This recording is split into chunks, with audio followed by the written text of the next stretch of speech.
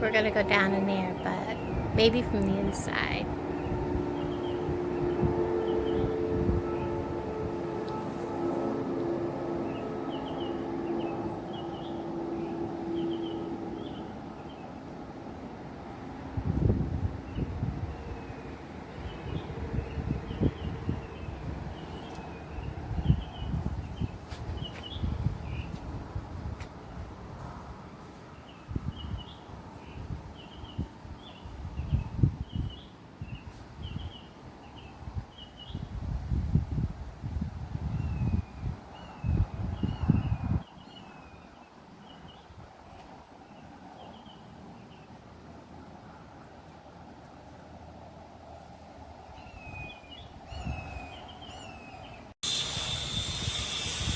Okay, so I have part of Bothwell Castle behind me. And the reason I'm doing this is because it's going to be more than one part of this. Because the tour for this place is going to take about an hour and 20 minutes. So there's going to be more than one part to this. I'm excited to be able to finally get to see the inside of here. Like I said, I've been here before. And, you know, I love old history. Love places like this, so I hope you guys enjoy this. Hope you guys enjoy getting to see this. I know not everybody on my channel likes old things like this, but I do.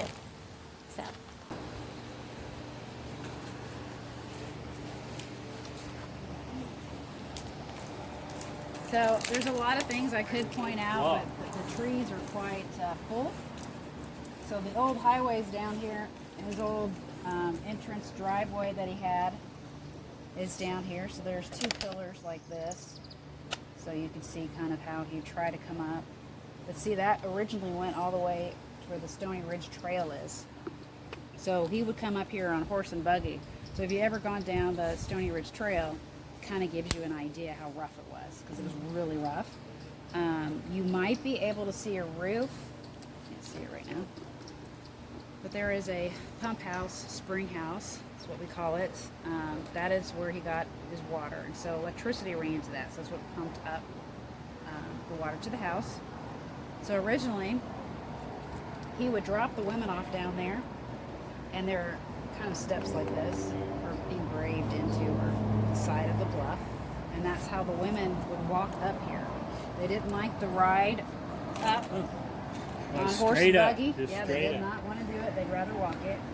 So they'd walk up, and then down here is a little gate. It's hard to see, there's a tree there. And then on this side, there's a basement door. That's where they go in. So that's how they get up. And the men would just go in for that.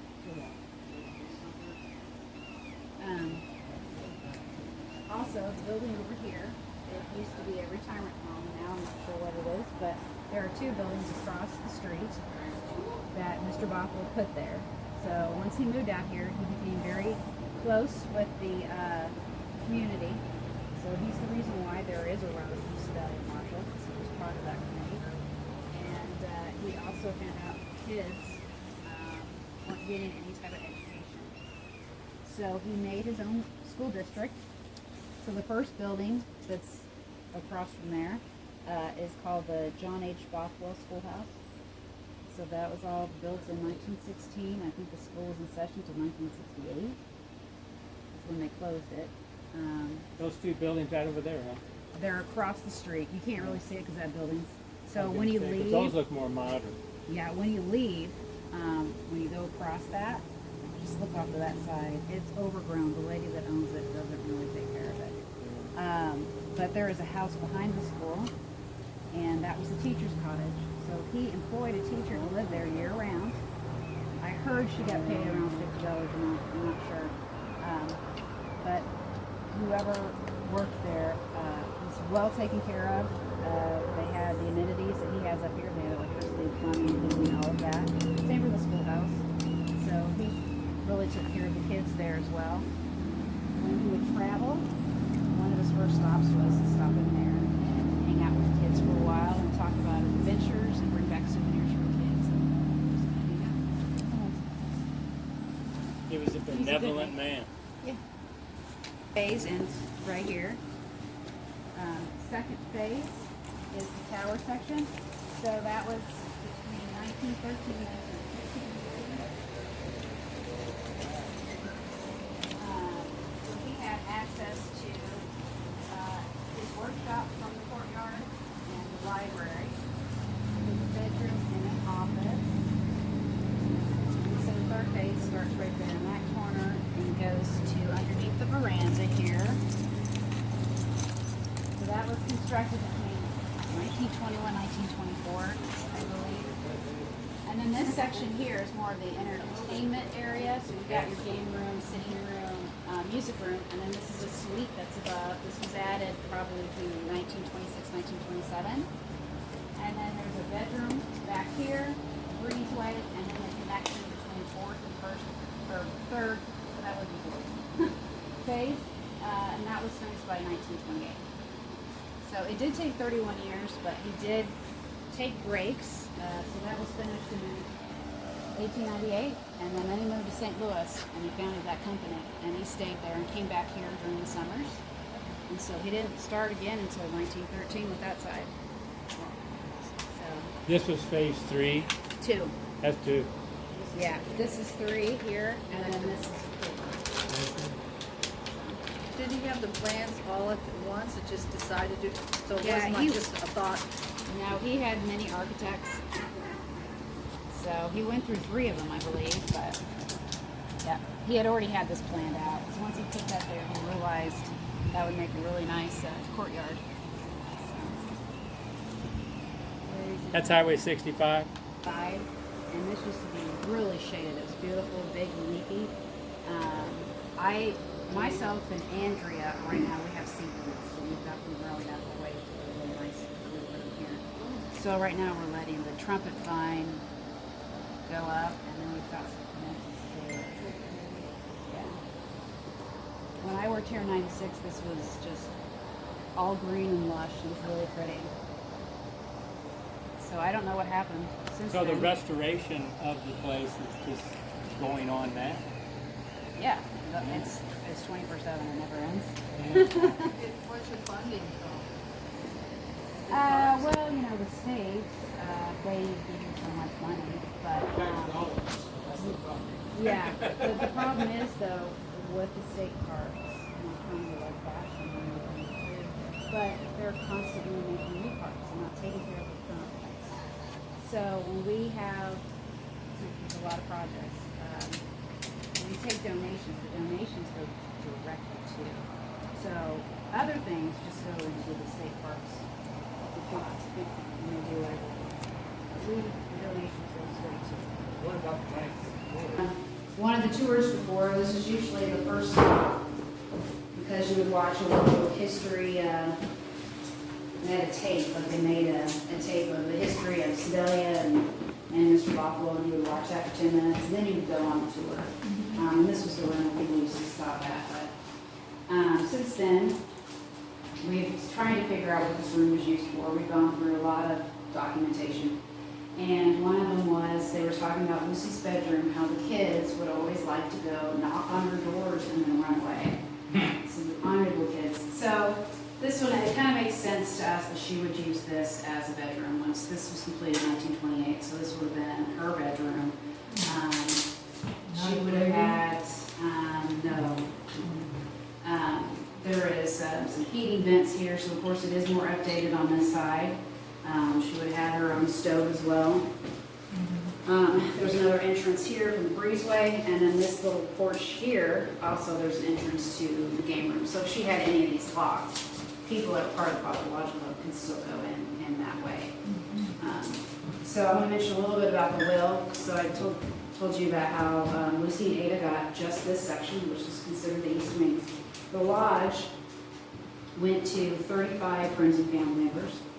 And of course, you know, Ada and Lucy are part of the 35.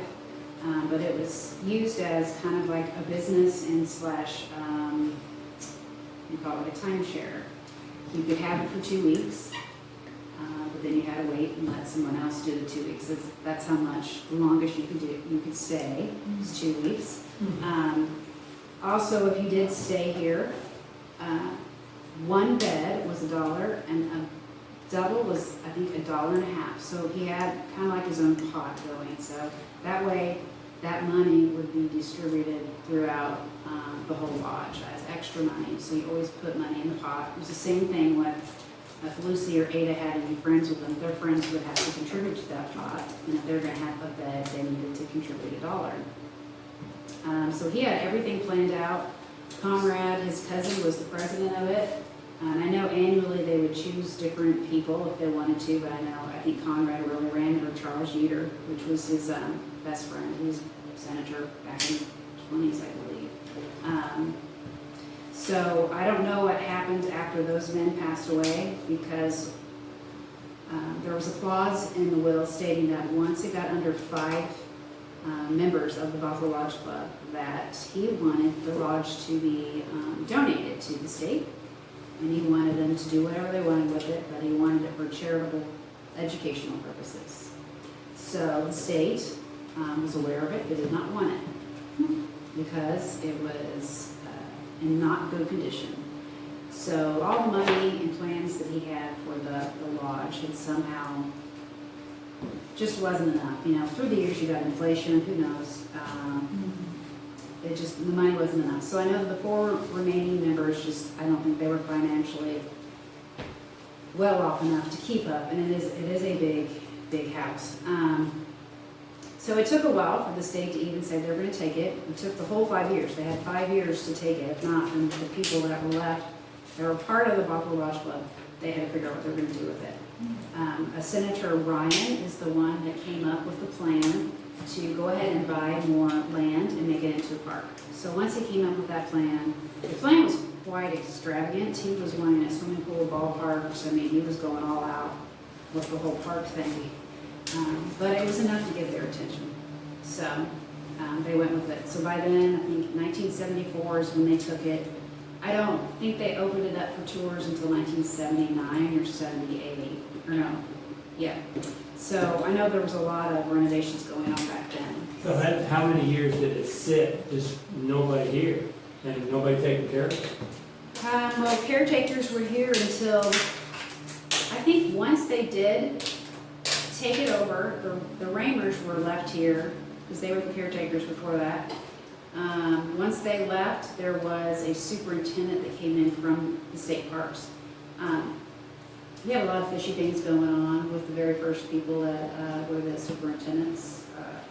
That guy didn't stay too long, and then I'm trying to remember who the other guy was, but they would end up living in the Cliff House. Is how they had it. There was a house that's over there. Mr. Bothwell built that for his cousin Conrad. So that ended up being where the site administrator would live. So no one was in here. Well, I do know the very first site administrator that came here, they called him the superintendent. He didn't really know what he was doing. He didn't know what he was getting. So he was living on this side, because this is where the caretakers were. So he had to probably renovate the Cliff House, figure out what he was doing with the other buildings. His job was to go through everything. And a lot of things were taken, and he was doing some silly things that he shouldn't have done. So another person came in and took over. But yeah, that's all. We heard at the KDP poll, the lady there said it was going to be given to the Department of Correction, you know, for like a prison. Yeah. Did you know that, or was that right? Not a prison. Isn't that what she said, Sabrina? I know they were, somebody was talking about making it some type of home. Halfway house. Something, well, not like half, but like for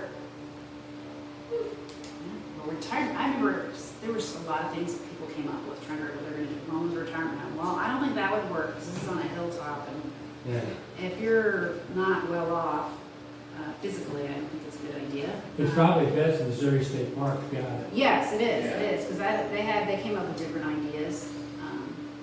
So I guess that could have been, but it wouldn't have been a very good prison. No, we were saying, we're glad that I haven't heard that one before. we're glad that one didn't happen. Yeah, I've gone through a lot of the paperwork. I've been through the archives, and I have heard about a home, a boys and girls home, you know, stuff like that. But yeah, the state took it, so There's I'm also not worried about that anymore. There's a big rumor this guy that this place is haunted.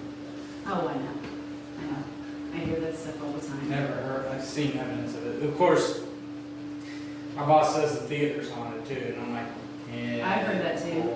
Yeah, the B&B Theater is not haunted. I've been there several times. We worked there actually. Oh, okay. Yeah. Those Of Well- course, we have a baby doll. We mess with each other. And we Yeah. doll. Oh, we do Around. stuff like that too. We have a hidden little bumblebee thing that we always try to go and find, but that's just for us.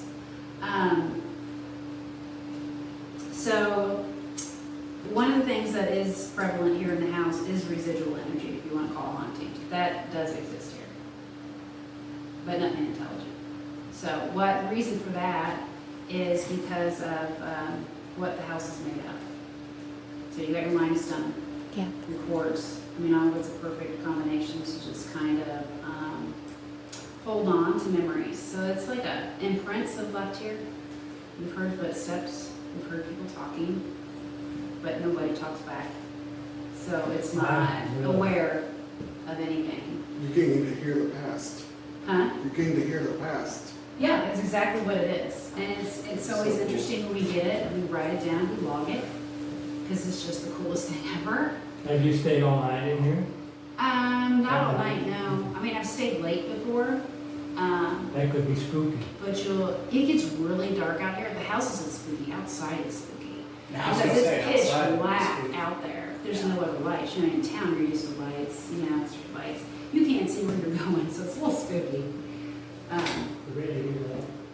But, You'll see stars. well, I think with all the woods and stuff, it's kind of hard to see it. But no, I think, Well, that's maybe your my eye. eyes have to get used to it, but I know I'm standing out there, I'm like, gosh, dang, it is dark out here. But other than that, yeah, that's kind of all that we experience. So it's minor about it. I wouldn't call it a haunting like people, come to investigate kind of haunting. Nothing that would be like unsolved What's mysteries. that right No. there? This right here has to do with the fireplace. So all of the gunk goes over there, and the fireplace is over here. So this is the lodge side, so it's not looking something different.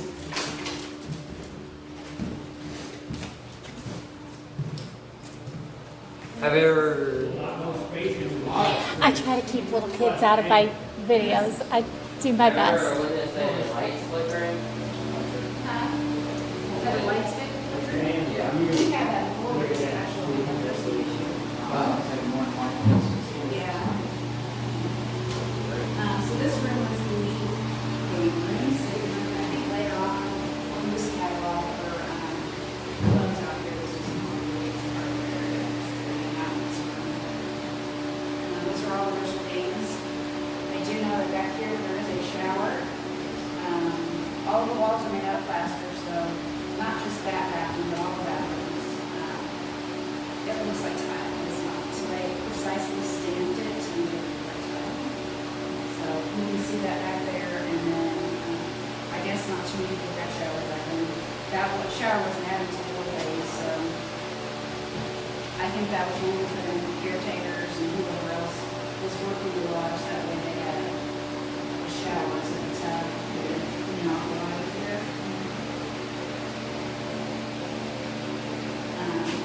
This right here is kind of like a grand staircase.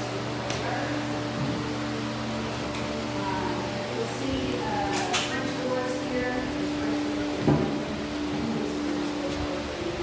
And then the double glass that's normally in French doors is also right here for the courtyard entrance exit door.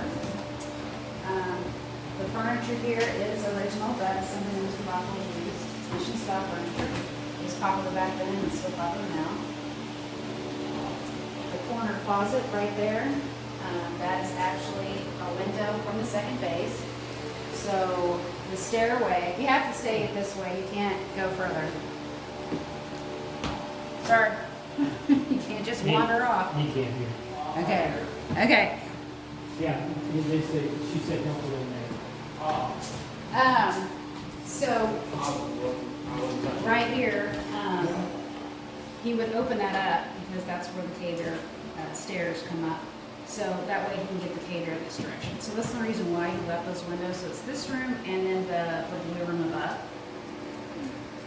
So, because he did, I mean, it does work, mainly in the tower section. But you'll feel it once we get over there. Right about here. This right here is a blue marlin.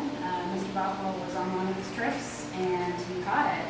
So he was about the age of 71, down in the Bahamas, and I guess he just had them kind of set it up for him and he came back with them on a ship. So he proudly displayed it right there. This was a lodge, so therefore he did have a lot of stuff type of, taxidermy animals. Of course, through the years, a lot of them went missing. So what we have left is we got some mallard duck, pheasant. We only got a few left. And this, this is the a bathroom that would have been just for the third phase.